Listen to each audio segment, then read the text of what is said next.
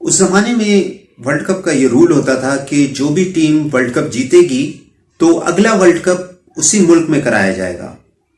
1992 में पाकिस्तान की तारीखी फतह के बाद अगला वर्ल्ड कप यानी 1996 का वर्ल्ड कप पाकिस्तान, इंडिया और श्रीलंका में मुश्तरका तौर पर मुनक्किद हुआ। इस दफा पिशावर के हिस्से में 2 मैचेस आए, इंग्लैंड वर्सेस यूएई। यूएई की टीम ने टॉस जीतकर पहले बैटिंग करने का फैसला किया, लेकिन उनकी पूरी टीम सिर्फ 136 रन पे ऑल आउट हो गई। यूएई की इनिंग की सबसे खास बात समारा सेकरा और दुकानवाला की 9th विकेट की 35 रन की पार्टनरशिप थी। ये पिशावर में होने वाले तमाम ओडीआई मैचेस में 9th विकेट की हाईएस्ट पार्टनरशिप है। उस वक्त क्रिकेट को प्रमोट करने के लिए कमेंट्री में बाकायदा लंच के बाद ऐलान होता था कि स्टेडियम के गेट्स ओपन कर दिए गए हैं और आवाम जो है वो फ्री में आकर ये मैचेस देख सकती है। इसी वजह से पिशावर में होने वाले तकरीबन तमाम मैचेस मैंने फ्री जाकर देखे। लेकिन 1996 के वर्ल्ड कप में मैं अपने मामूल के मुताबिक लंच के बाद स्टेडियम पहुंच गया। इस दफा वहां पे पुलिस खड़ी हुई थी और वो बगैर टिकट के स्टेडियम में जाने किसी को नहीं दे रही थी। मैंने बड़ी कोशिश की कि किसी तरह से इस वर्ल्ड कप के मैच को मिस ना करूं और स्टेडियम में दाखिल हो जाऊं, लेकिन पुलिस के पहरे की वजह से मैं अंदर ना जा सका।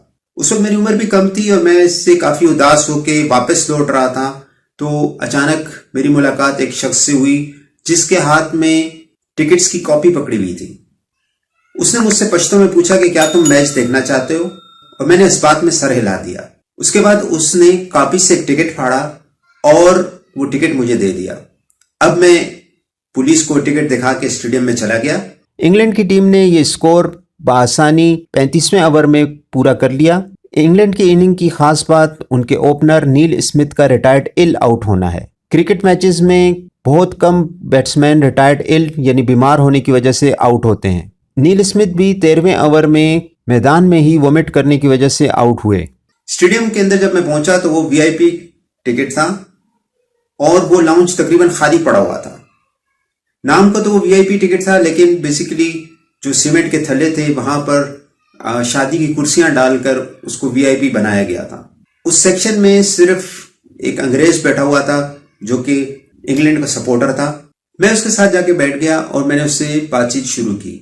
उससे मैंने पूछा कि ये वर्ल्ड कप कौन जीतेगा।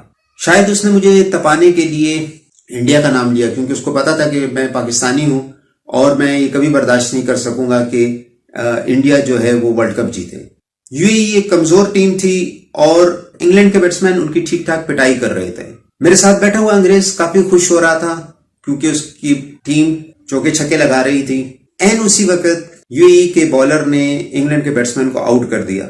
ये मेरे पास सुनहरी मौका था और मैंने जवाबन अंग्रेज के सामने उछलना कूदना शुरू कर दिया ताकि मैं अपनी खुशी अंग्रेज पे साबित कर सकूं कि मैं यूएई का सपोर्टर हूं और इंग्लैंड के बैट्समैन के आउट होने पर मुझे बड़ी खुशी हुई है। इससे ठीक 4 दिन के बाद इंग्लैंड का दूसरा मैच नीदरलैंड के साथ भी पिशावर में ही हुआ।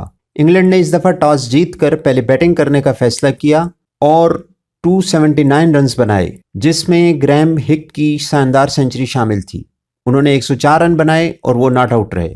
नीदरलैंड ने अच्छा मुकाबला किया और 230 रन तक स्कोर को ले गए, लेकिन क्योंकि इंग्लैंड की टीम स्ट्रांग थी इसलिए वो ये मैच आसानी से 49 रन से जीत गए। ये इंग्लैंड की पाकिस्तान में मुसलसल 5वीं फतह थी, जिसमें से 4 मैचेस वो पिशावर स्टेडियम में जीते थे।